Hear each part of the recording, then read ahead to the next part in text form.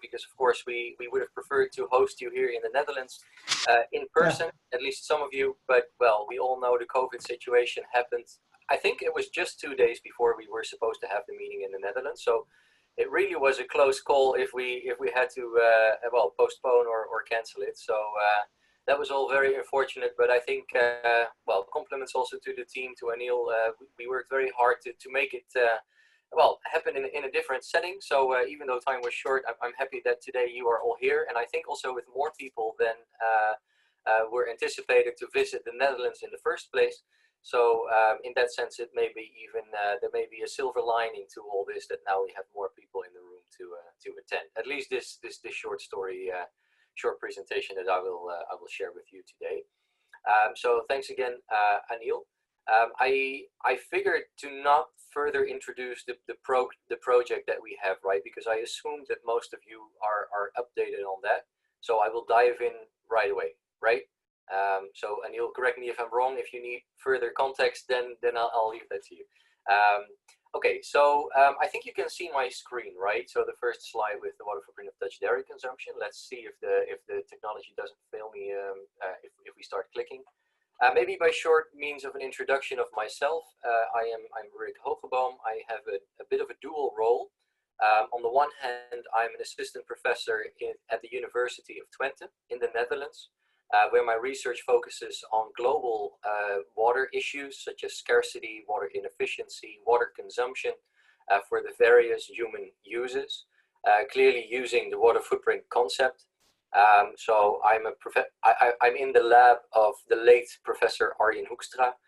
Some of you may know him. He passed away suddenly and very unfortunately way too early a few months ago. So we are still, well, mourning his loss in the group because, well, basically we are beheaded. So we just had the vacancy out this week to get a new professor in the chair. But of course, he is well, I would say the big name who established both the water footprint network already some 15 years ago, but also the research on water footprint assessment starting also some 15 to 20 years ago. So I did my PhD with him and I stayed on in his group as a postdoc later as an assistant professor.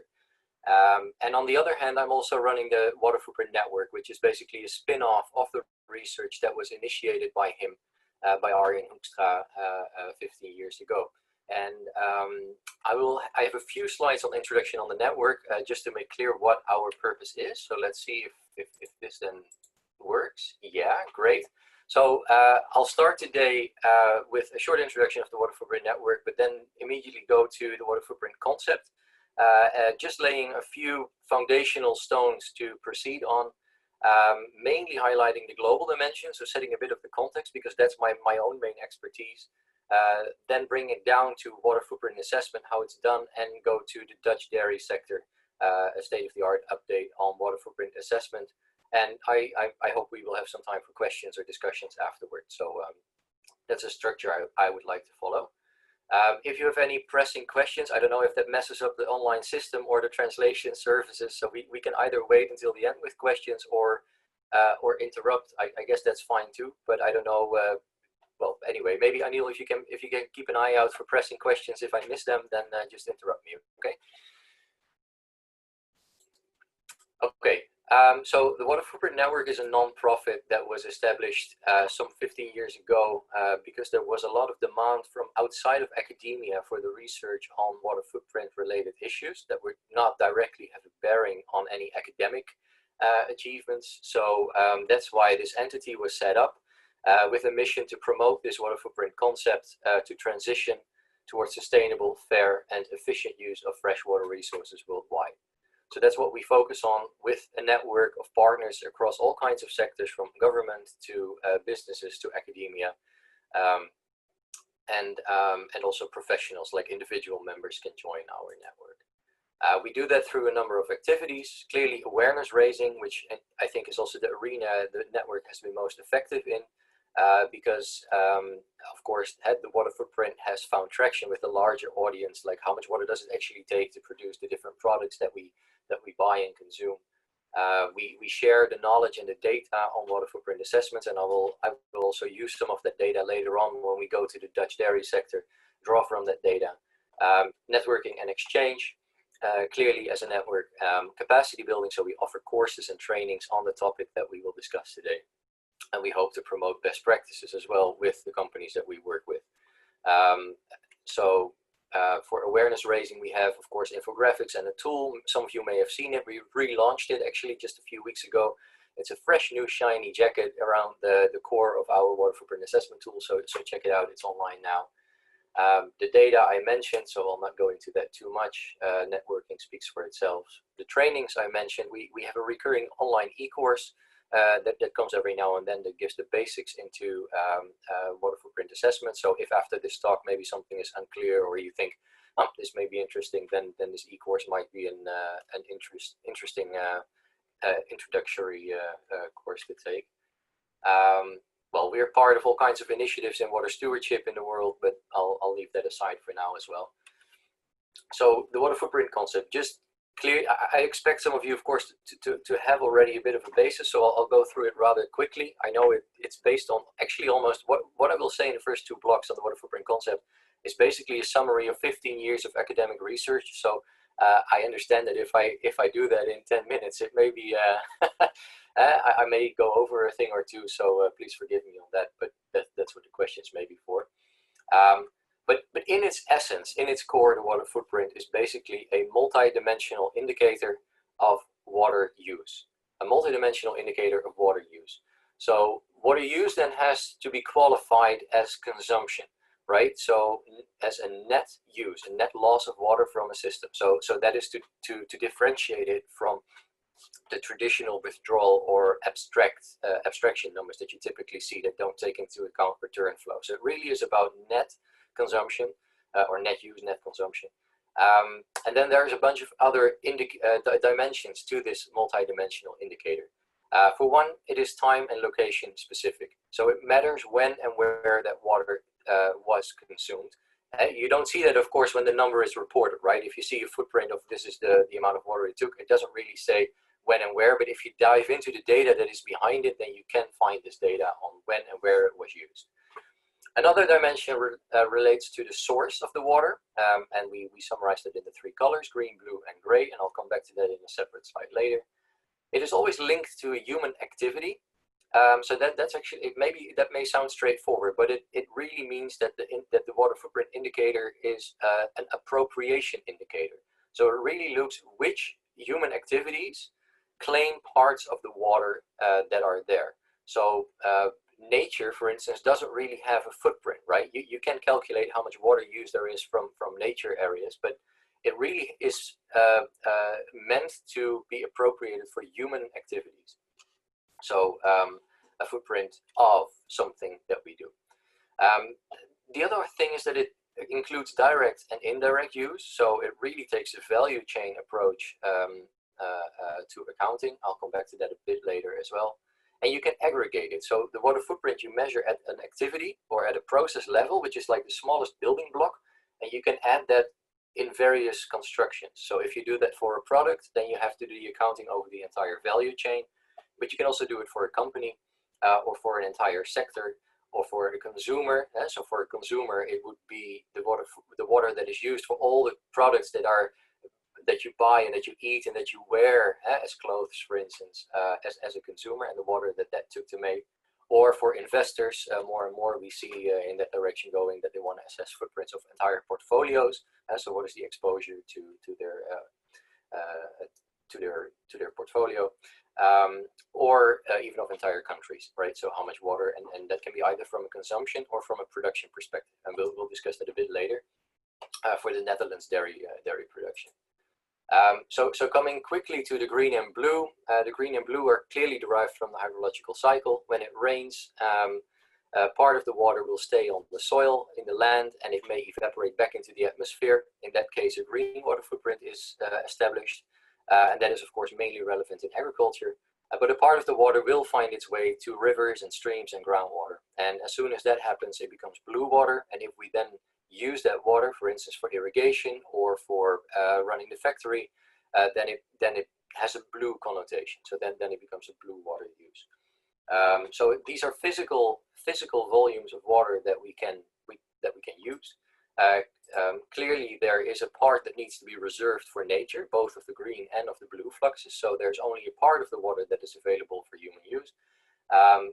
Yeah, and the comparison between supply and demand, or availability and footprints, we'll get back to in a second. The most important thing for now, two colors, blue and green, basically an artificial overlay of already existing hydrological parameters.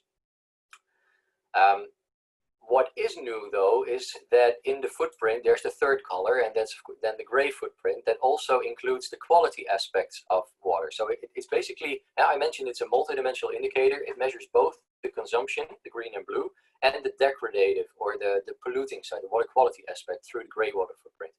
And without boring you with the equations that may be on this slide, it basically boils down to, if you add a load of pollutants to a water system, then your gray footprint is related to the assimilation capacity of that water system. So it basically looks what chunk of the pie of the assimilation capacity that the river system, or that the water system has, do you claim for your activity? Again, it's an appropriation indicator. So how you calculate that, I'll leave for now. So in summary, the three colors, green, blue, and gray, where green refers to rainwater that evaporates back to the atmosphere and is mainly imported for agriculture. Blue water footprint is surface and groundwater, which is also important for other sectors such as domestic and industry and power generation, and a gray footprint as a measure of pollution, right? So these just as the basis. The other dimension that is important is the direct and indirect use. So it's the accounting over value chains. Here we see the example for, well, I think for broader livestock. It was originally designed for meat, but when I was thinking about this, I think this pertains, of course, also to milk and butter and cheese, etc. Because it's basically the value chain of livestock. And if we do the accounting here, it's not just the direct water that is used when you, as a consumer, engage with the product, or if you consume the product. For instance, in this case, in the Netherlands, where the example is for. But there's water used with the retailer, with the food processor, on the farm, and eventually in the feed crop cultivation. So these steps to the left of the consumer are all indirect inputs to the footprint that we do need to account for in the entire end product of, well, either meat or milk or cheese or whatever. So we have done a lot of these assessments on a global level, and we see here that a large share of the footprint is always in the feed crop cultivation, right? So what the animal eats determines most of the footprint of the animal. You see also, by the way, in the bar underneath that the location may change. So even though part of the footprint may be in the Netherlands where it is consumed, the imports, the feed may be imported, for instance, from other regions. So there's a part of the footprint that is located in the Netherlands, but there's also a part that's located outside of the Netherlands. And that's when you get virtual water, right? That's a term you probably also heard before, but as soon as there's trading products from one country to the other, then virtually embodied water will also be traded with that product. Okay, well, if you do that on a global level, again, that's what the main databases show. For a glass of water, for a glass of milk, that will take 255 liters of water on average.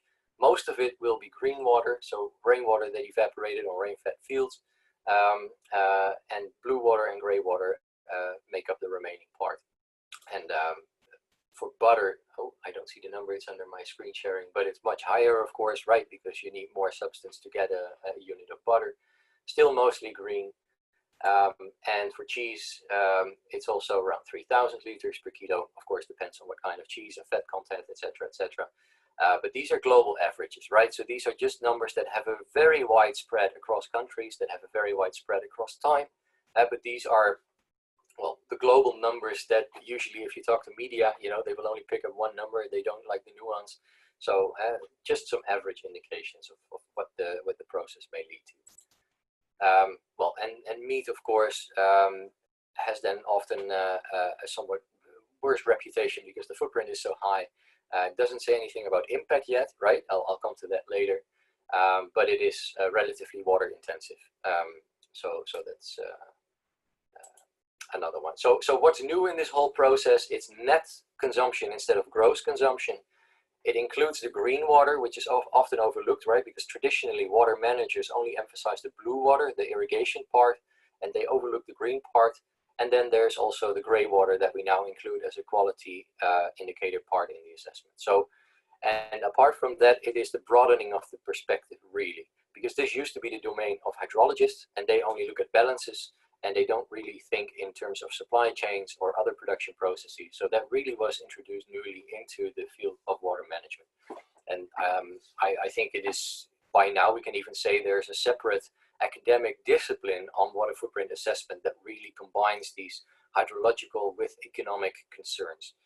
So where we see hundreds of scientific articles come out each year. So that's good to see that it found traction also in the academic community.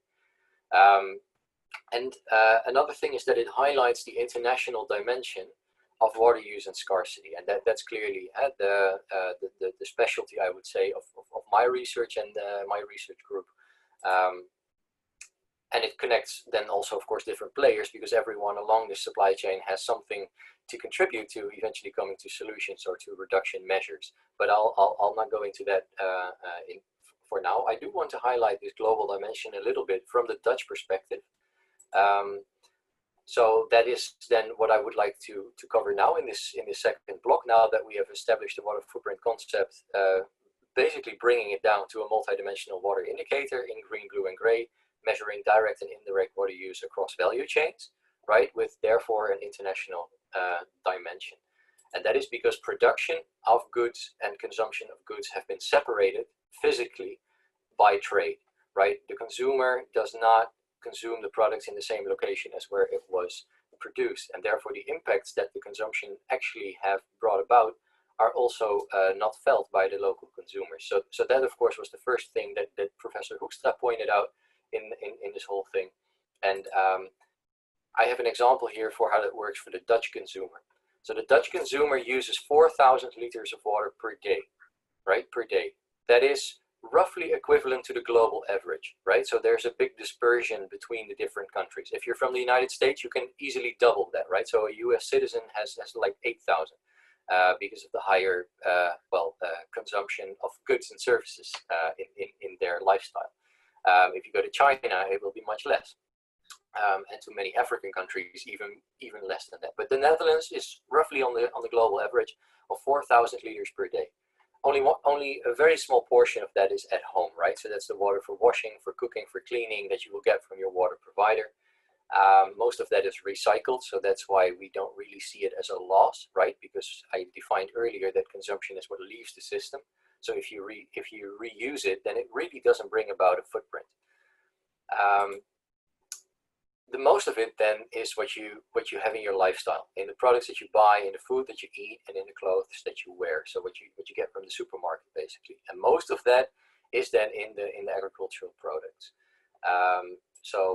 And again, most of that, so most of the total, is not located in the Netherlands. So even though the Netherlands is a net exporter of agricultural commodities, we are, for our own lifestyles, very much dependent on foreign resources.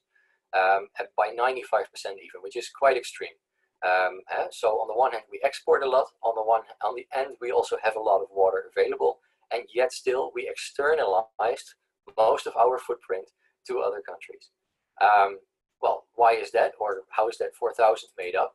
Then only a small percent is at home, but this pie chart basically breaks it down into the different categories of use.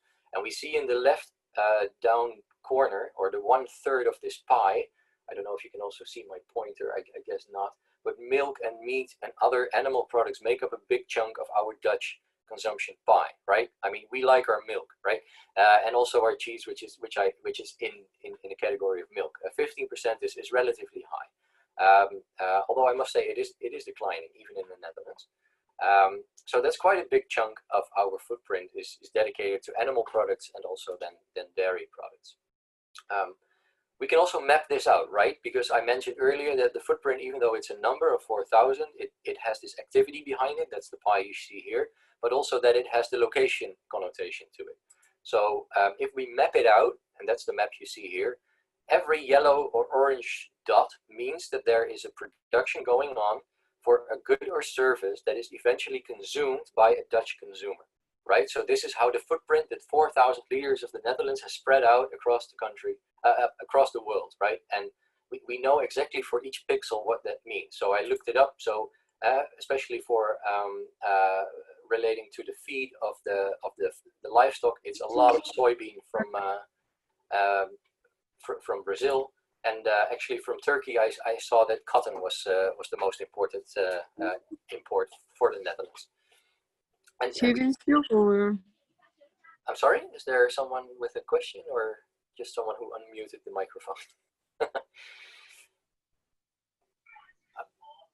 If not, I'll just try to continue.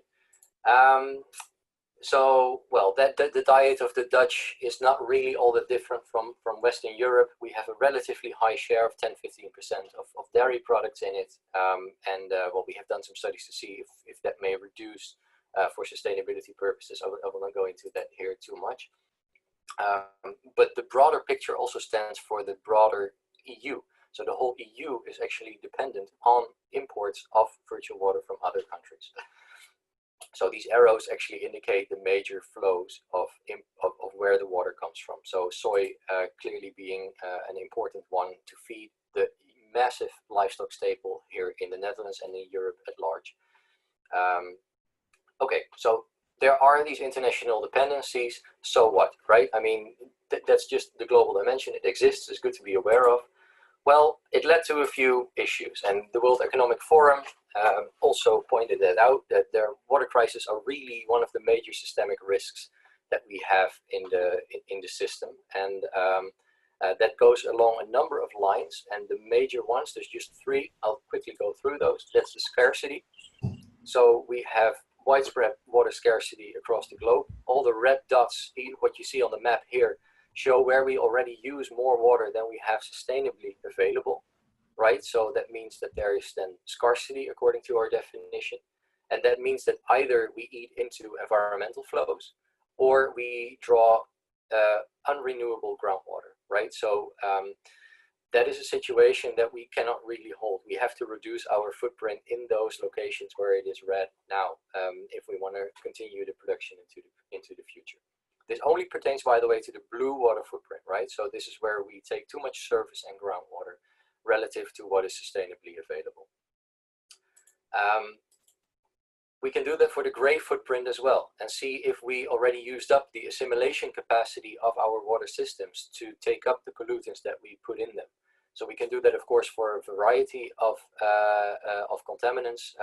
Here we see an example for phosphorus in the basins of the world, and most of the basins color red, indicating that we actually already put more phosphorus into the system in its various forms than can be assimilated by the water systems. Another problem with this footprint at the global level for humanity is that it really is very inefficient. And I tried to look if I had one for dairy related products, but unfortunately we don't have them. We only have them at the primary level. So this is an example for wheat. So all the locations you see on this map is where wheat is produced, and we see massive differences in the water productivity or in how many cubic meters of water are needed per kilo of production of wheat. So in some places you need 600 liters to produce a kilo of wheat, and in others you may need like 3 or 4 times as much. And we accounted for climatic differences here, and even for GDP differences, for potential to invest in the various agricultural measures to improve, and for climatological concerns as well. So if we can avoid the loss of water in these inefficient places, we could already, go and save a lot of water.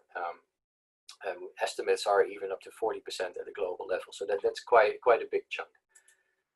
Mainly due to inefficient irrigation practices, but there's more reasons I will not go into now. And then the third one, so we have environmental and sustainability with the scarcity, we have economic misallocation with the inefficiency, and there's also the social issue with the unequitable distribution. And that has to do with what I referred to earlier, that some people have a much higher footprint than others. The question, of course, is how to solve that. That's very much open and currently debated in academia, like how can we then translate that to actionable targets. But it is a concern that I do want to point out that may be affiliated to water issues at large. Good. So that's just roughly the global context. We use too much, we use it inefficiently, and we don't really divide it fairly between the different user groups. So we have to do something probably about that. I don't pretend to have the answer to all those global issues, but I do think that the water footprint concept and the way it was translated into water footprint assessment may help. So now I will quickly go into the water footprint assessment as a method. This method was actually established as a broad consultation of all kinds of stakeholders in the arena. So companies, consultants, academics, governments, and in this broad consultation came about the water footprint assessment as a method. The manual that describes the standards therein was published in 2011. And that's still the most recent version. There have been minor updates on parts of the assessment, but the method as itself stands. So why was that necessary? Why is there water footprint assessment as a sort of how do you say it, a corporate methodology to align business interest with water? That is because businesses became more and more aware of the water risks that they were facing in their operations, right? So physical risks, because there simply was not enough water anymore. Recall the scarcity map, that there's just not enough water, or reputational risks because of social issues around who gets the water, or regulatory risks because governments became more stringent in their demands for giving out permits, or even financial risks. And that's actually one that's growing, I see, in the last years, where investors now also demand of companies that they report on their water risks. But anyway, I will not diverge on that too much. Or clearly, if there is just opportunities in the water arena that companies want to use to stand out on. So various reasons to get the method there. Basically, it boils down to 4 steps. What do you want to do? What are your goals and scope? Then you do the accounting of the footprints. I showed these few examples. You cannot manage what you cannot measure, so let's measure first. And then in phase 3, there's the footprint sustainability assessment. That's where you do the contextualization of the footprints that you calculated earlier. So a criticism that you may have yourself, or that you may have heard, is that if the footprint of, I don't know, a piece of cheese is so many thousands of liters, that in itself doesn't tell you all that much. It may tell you something about the water intensity compared to other products, but it doesn't tell you anything about the impact yet. For that, you have to compare it to some sort of context. And that's what the sustainability assessment is for, that you compare these footprints that you accounted for in phase 2 with the local context. And that can be then by comparing it to availability, for scarcity, or for efficiency, or for equity concerns, what you will. And then the final phase is the response formulation. If you have found the problems, what can we go and do about it? Rather straightforward, but much more difficult in practice, as you may know. So what's new, I will skip through this for the sake of time, but the supply chain thinking I mentioned earlier. And yeah, what is interesting though, I do think, is that the standard really helps to see how you relate as a business to water, systemic water issues, rather than to compliance. It really goes beyond the right to abstract or the right to emit, and see how you contribute to the maintenance of unsustainable systemic water issues. Well, the first company who actually started, was also founder of the footprint network, was the Coca-Cola company. They, of course, saw how many water risks they had in their operations and supply chains, mainly pressed by reputational risks at the onset in 2006 already. Fast forward a few years, we did an assessment for them in the Netherlands to see how much water they used. And I think Ertuk is here as well. So Ertuk may be able to tell a little bit more about this, because I think he was the lead author of this study to Cokes's water footprint. So we laid out the entire value chain of one of their primary products, the 0.5 liter PET bottle, to see where is actually water used in this whole value chain. And clearly it came forward that the sugar component was the largest one. There was a lot of variability depending on what kind of sugar they actually took. So this graph shows a little bit the different types of sugar that they sourced for their drinks, with Netherlands grown sugar beets at the most efficient left, and sugar cane from Cuba at the other side. So that gave them a first glance, I would say, of the water intensity. So the accounting, the water footprints of the different ingredients that they had in their products and how that then would percolate to the final water footprint of their product. Well, that was an example then for Coke. There were many different industries as well where we tried to do this, where it became more and more complex to actually lay out the value chains. So I will really quickly go through this because I see that otherwise I don't have enough time for what else I want to say. So for Tada, for instance, the processes were so complicated. It's very difficult to see what are the processes, how much water is involved, and then do the accounting over all these steps. So even though the methodology in itself may not be too complicated, the practical implications can be quite substantial. So we identified the major processes in the steel making, for instance, and also the inputs that it needed, especially from the mining, because there's of course a lot of pollution and water use associated with various mining operations. That had to be taken into account. We did blue water footprint accounting, gray water footprint, added it up, looked at the indirect, and that really helped them to see how they dealt with water. But, and that's where we see with a lot of the assessments that we do, often that is where it becomes difficult. How do we take the next step? This is the accounting. That's something we can do. But then how do we do the contextualization? How do we put it in the context of when do we call it sustainable? And is it too high? When? Why? Compared to what standard? Those standards are just not there, right? So that's a difficult thing to do, and we are still working on that with clients and with teams, how to do that in a proper way. And I think there's no consensus, at least not at the global level or in the corporate water stewardship community, as to what would be the standards to attain to. But in the water footprint sustainability assessment, I do give a few hints, I guess, from that emerge from the scientific literature on this global dimension and the issues that we see. And that, I think, means that these footprints have to be compared to a context that at least cover three major domains of sustainability, namely the environmental, economic, and social, right? Meaning basically addressing the scarcity issue, where you compare the footprint that you have with an absolute volume of water that you have available. So is the sum of the activities in a particular geography not exceeding a sustainability level, right? Do we stay within the operating space or within the planetary boundary, even if you look at a global level of your system? The second one would be then the economic consideration. So are you not wasting resources? Are you actually resource efficient with water? So then you compare your footprint to a relative volume of, for instance, a related project, a product or a process. So what may help then is to set a benchmark. What is a reasonable amount of water for your particular product or for your particular process, and compare it against that. And how to set that benchmark is a story in and of itself, but at least I think that would be a first step towards addressing this economic allocation question. Inequitable distribution then, or addressing social issues, then you would have to compare your footprint to what piece of the pie others are getting in your locality.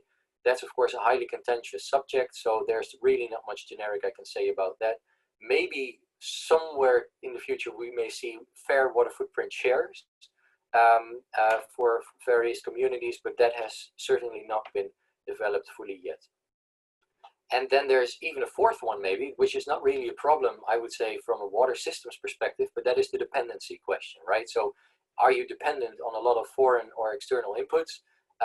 Then that makes you, of course, dependent on those external resources. So whether or not you want that as a company or as a government, that is something that I guess boils down to a political choice in the end. Okay, so how does that look then in practice? You have mapped out where your water use and pollution is, right, for your process or for your supply chain, and you overlay that with a hotspot map. And that hotspot map may be the scarcity map or an inefficiency map or a fair shareness map, and then see where the components of your footprint lie that are unsustainable. So here is an example for a Dutch company that imports feed, for instance, from the United States and from Brazil. And we overlay that with a water scarcity map, and we see that there's no scarcity in South America yet, but there is some scarcity in parts of the United States. So that means that there are some hotspots created, in this case in the United States, and maybe 2 other locations. So that would help them prioritize them to see, okay, how can we address the water issues in particularly the US domain? Maybe first before we address the one in Brazil. Okay, and then response options, I will keep it short on that, but then it's really a tailor-made assessment of what can we do to reduce the footprint in the priority locations that we identified in the sustainability assessment. The only thing I will say is then that it helps to have a shared terminology, that we know what we're talking about. So that's of course what we tried with setting up this standard, that we know what we're talking about, that we can really do the calculations in a systematic way. And for companies, that may boil down to really becoming transparent about the water use for their products. They may even decide to label their products accordingly, or at least get certified according to the latest standards, even though I know that's difficult for water concerns. Even we ourselves as Water Footprint Network do not certify because it's so difficult to set a standard that is comparable across cases. And I would say that quantitative footprint reduction targets are the most, well, practical effect here. So really see if you can find a benchmark, maybe what is the water use associated with a best practice for your product. And if you use that, then that's, I would say, a strong argument to show that you're doing well in at least the efficiency domain. For the other ones, it's a bit more difficult. Well, and of course, saving water both in operations and in the supply chain. Really, also working with your suppliers may help a lot here, especially if those are in the food and beverage or in the mining sectors.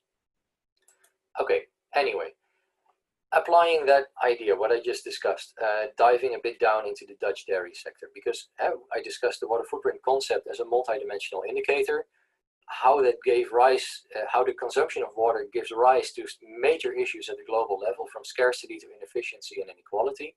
That water footprint assessment may be the best corporate method, at least, to see how a business relates to water.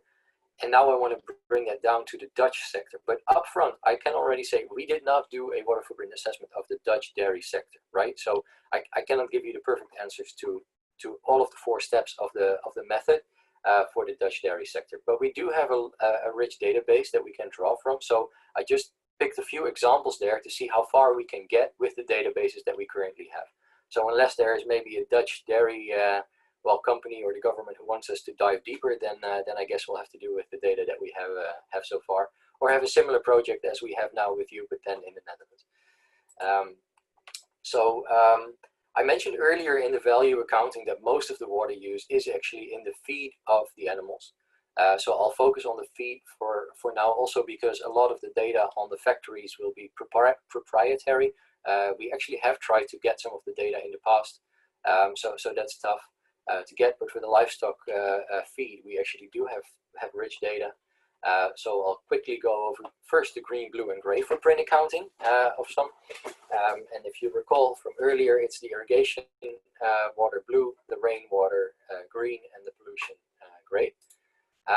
And just to make sure, the Netherlands imports a lot of feed, right? So I mentioned it earlier from the United States, from Brazil, and actually from all these yellow countries, but that's not what I'm talking about now. I'm not talking about the external footprint, I'm talking about the internal footprint. So the footprint of production within the Netherlands. So even though this is a major component. So diving into the internal blue water footprint of the Netherlands, we can see that most of our blue water resources actually go to grassland. If you ever visit the Netherlands, you'll see there's a lot of grass, a lot of meadows for all the cows. And most of it is then allocated towards grass. Now, it's blue water, right? So it's irrigated, but it doesn't mean that it is irrigated. We typically do not irrigate the grass. However, we do have very, shallow groundwater tables. So it's actually the capillary rise that is feeding the grass and that is feeding the crops. So, but the capillary water comes from the groundwater, so that's why it is a blue component. So if we see a blue water footprint here, it doesn't mean irrigation per se. It mostly means capillary rise from groundwater.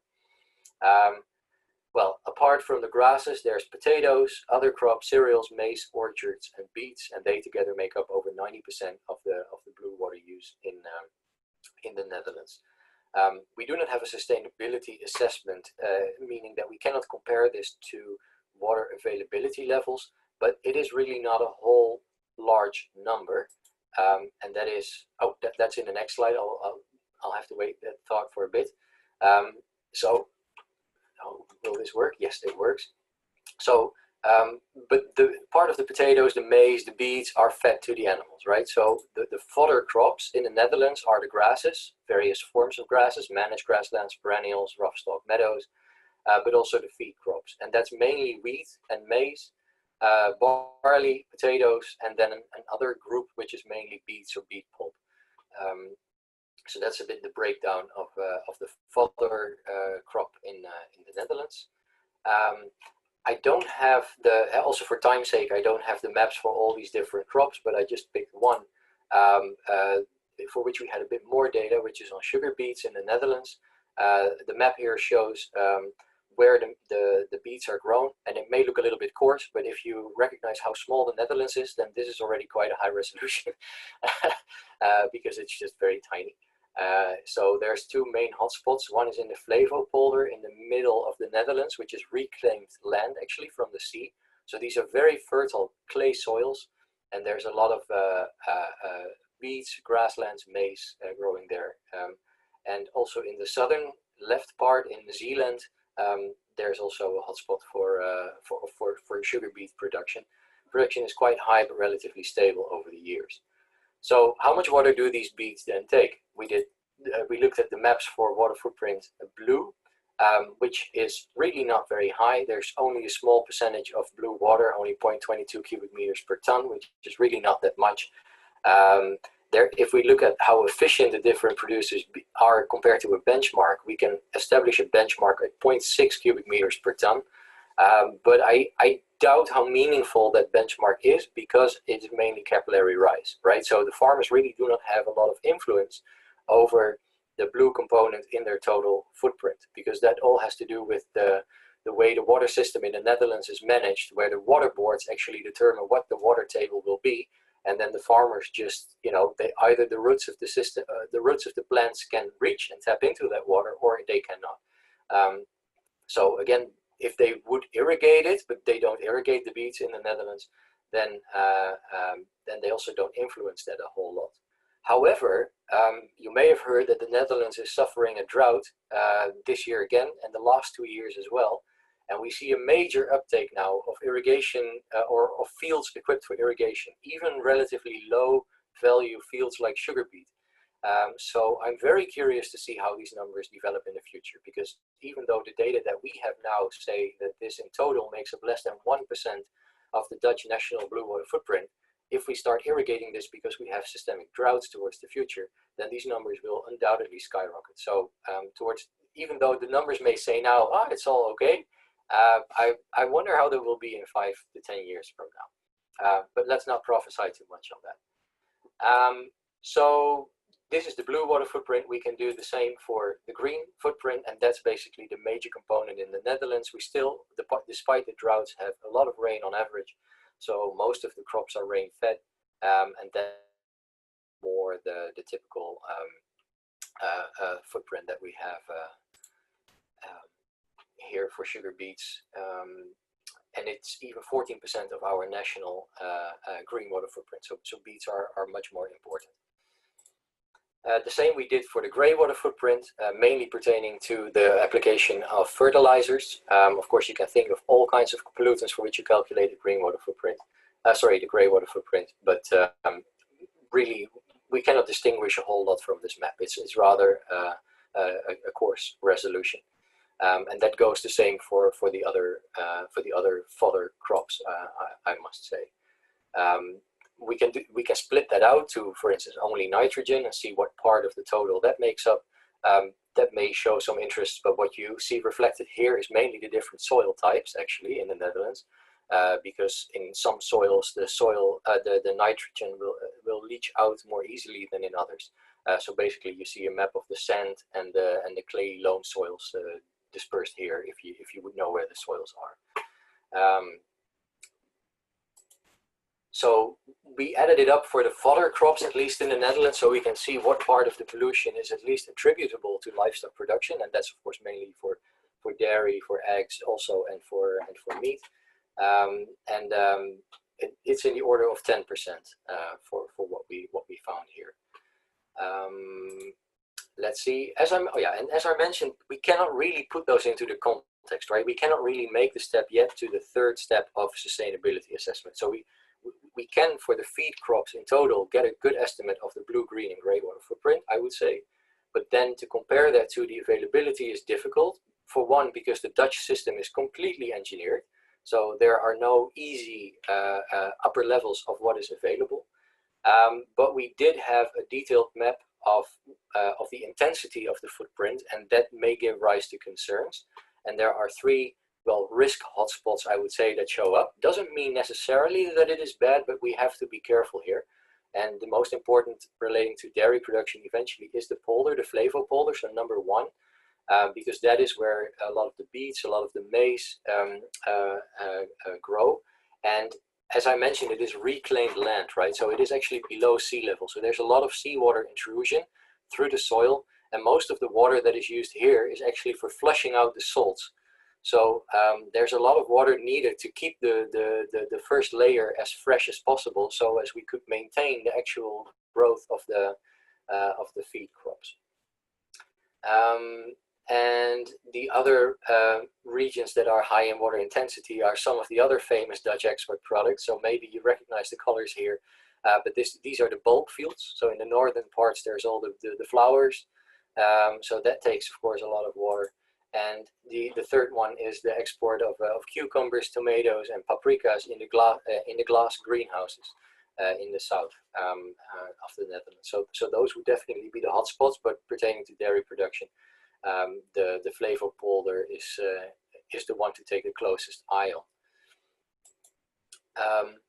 In terms of what we can do about that then, so the fourth step, the response options, usually we seek it in improving irrigation, but I mentioned we really do not irrigate. It's all rain-fed in the Netherlands, so there's not that much that the farmers at least can do to improve the efficiency there. In the crop management category, however, we do see a lot of interesting developments, from improving the soil to, for instance, in the flavopolder, experimenting with salt-tolerant crops. I mentioned there's this seawater intrusion, so if the crops are salt-tolerant, then that may also help. So we don't need as much water to flush the system. So that, I think, is one of the more promising developments that's going on in the flavopolder in feed production. In terms of the water management system, because again, I mentioned it is so engineered here in the Netherlands that it's hard to compare to any other natural water system, if you will. It really comes down to the management of the flushing. And that's a system level question where farmers are actually not even that high on the priority list. So we see that again now with the droughts. The first priority for the water management is with the drinking water, with the fire department, and then with the domestic water use. And then the whole system is optimized for that. And the farmers will just live with the consequences of what the water tables will do. So it's the flushing and the table management, the groundwater table management, is really what will make the difference here. If, for instance, the farmers will still have access to the capillary fluxes from the shallow groundwater tables or not. And if not, then we may go to that previous category of improving irrigation if they do start to do irrigation practices on the land. So I think that if we look at the system now, they are highly efficient in terms of their footprint. Because the system is so managed, it's difficult to see how sustainable it is. But with the coming droughts and the other effects that we expect from climate change, I think the most rigorous change in this whole thing will be whether or not they will start to irrigate in the near future. But then again, this is just a generic evaluation, I would say, of the feed production towards dairy production. We don't know that for the particular facilities or for the particular products, or because we have not done so. But and that may then also be a nice bridge to some of the next speakers. I do know that in the coming online sessions that we have, we may also have some people who know a little bit more about that. So this is then more the context that we have from the Water Footprint Network with global level data, applying it to the Netherlands, with clearly much room for improvement to get better estimates for that. So I do want to leave some time for some questions, so I guess it's not as much as I anticipated, but that's fine. Thanks.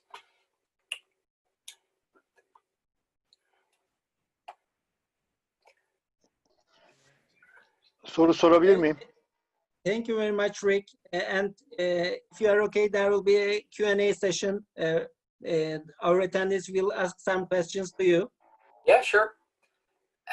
I stopped sharing the screen because then I can also see the chat, but I am, yeah.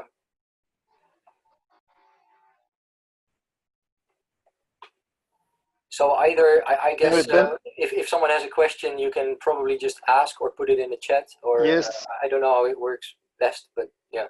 Evet, ben Fikri Türkel sormak istiyorum. Ses geliyor mu? Buyurun, geliyor. İki sorum var. Yeah, I can hear Bilmiyorum the vaktiniz var translation, mı? İki sorum var. Birincisi,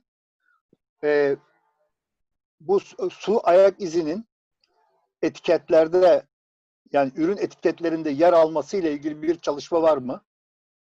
Bunu sormak istiyorum. İkinci sorum ise şu.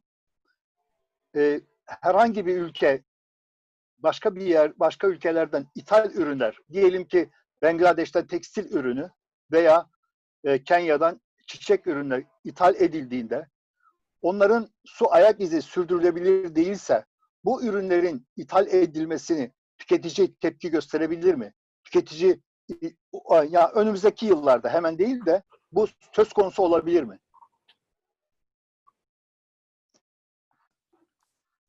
Anil, is there a translation or shall I translate it directly? Yeah, no, sure. I mean, thanks for the question, and the question we get a lot, of course, because now the consumers are basically rendered powerless, right?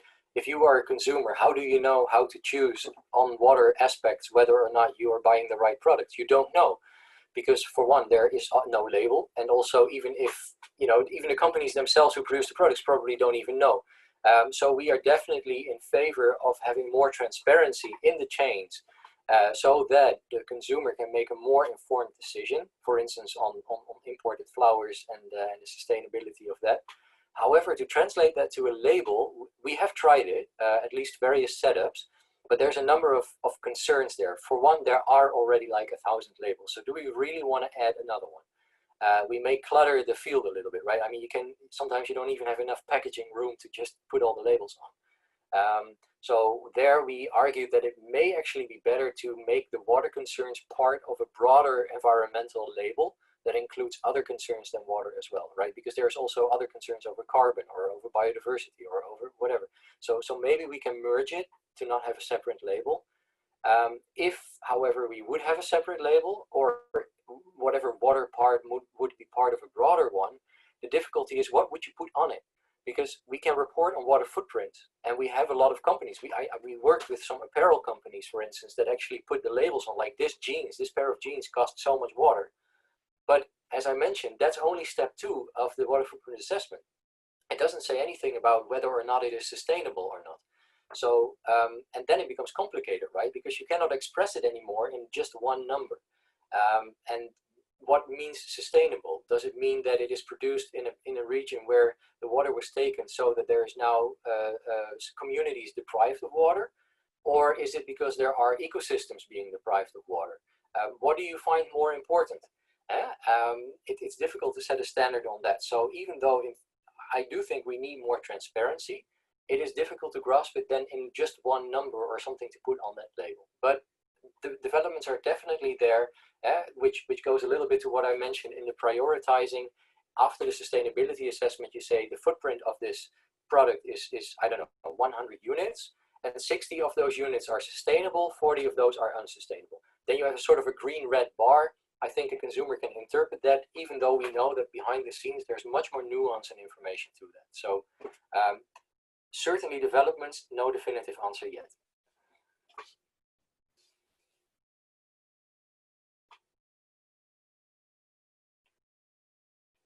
Any other questions? Merhaba, ben de bir soru sorabilir miyim? Yeah, go ahead. Tamam. Ben çevre mühendisiyim ve atık yönetimiyle ilgili çalışıyorum. Şu ana kadar dinlediğimiz sunumda üretilen ürünün yani tüketiciye ulaşmasına kadarki su ayak izini dinledik, hesaplamalarını. Ama malum üretici sorumluluğu diye bir kavram var. Ürünün eğer bir paketin veya bir ambalajın içerisinde ise çevresel yükümlülüğü de devam ediyor üreticinin.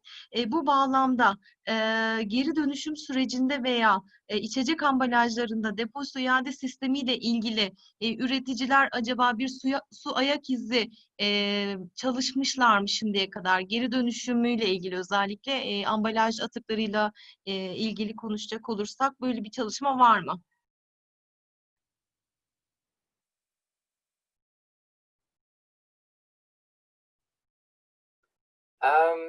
I see where the question is coming from, and you're right that the life cycle, if you will, doesn't end with the consumer using it. There may be the to grave part that we miss.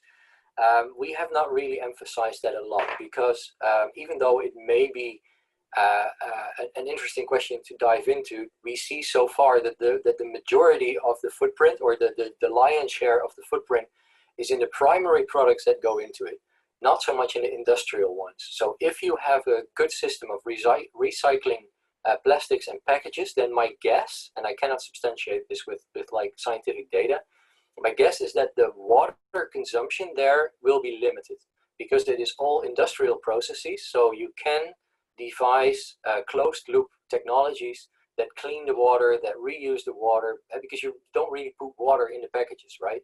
So the bulk of the water is often in the mined products, so new virgin products, and in the food and beverage products. So that's what has been the emphasis so far.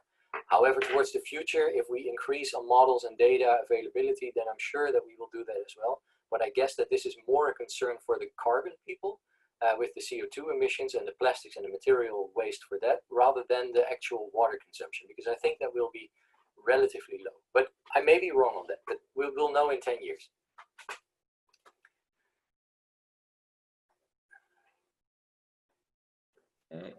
If you want to ask a question, we can take one more because we have to finish in a couple of minutes. Actually, I have also a question. First of all, this is Şerife from Baykalbat, Turkey. First of all, thank you so much for this inspiring and informative presentation. Actually, my question is, what is the impact of reducing this water print to end product sustainability for milk industry? Can you rephrase it maybe one more time? Because I don't fully grasp the question, sorry. What is the impact of reducing water print to end product sustainability for milk industry? So I'm just looking, of course, I mean, the sustainability to the end product, for example, milk powders. So if you reduce the footprint in producing milk powders, so what is the impact of total sustainability? Yeah, that is something that you would have to measure or assess in the third phase of water footprint assessment, right? So first you know how much water you actually use, the footprint, and then the impact assessment puts that into the context of some local boundary or reference system. So it will depend. I mean, if you have a very efficient process to produce milk in a water-rich versus a water-scarce region, then even though the process is the same, it may have a much worse impact in the dry region than it has in the wet region, simply because of the context of the river basin you're operating in. I'm not sure if this is what you are referring to, but that's why it's also difficult to generalize. I discussed the global dimension of water, but equally important, of course, is the local dimension of water. So an efficient process in a very scarce basin may still be labeled unsustainable. So reducing that footprint will have a very good positive impact. Whereas a maybe wasteful process in a water-rich region, such as the Netherlands, reducing the footprint may not have such a big impact because it didn't give rise to large impacts in the first place. So that's where always the local context comes into account. Dear Rick, thank you very much for your inspiring Yeah, presentation. I'm very sorry. I really hope that we had more room for the questions, but I suppose that when I start talking on this, I can talk forever. So yeah.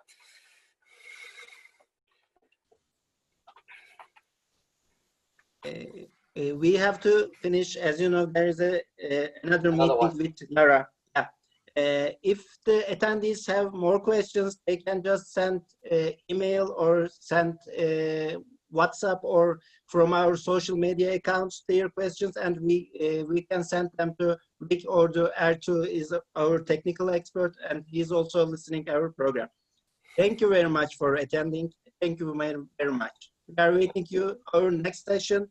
It will be with Lara from Twente University, and she's going to make a presentation about the gray water footprint related with the used materials or chemicals. Yeah, pharmaceuticals mainly. Yeah. Pharmaceuticals, sorry. Yeah. Thank you very much. Okay. Well, thanks a lot, everyone. Yeah. Goodbye.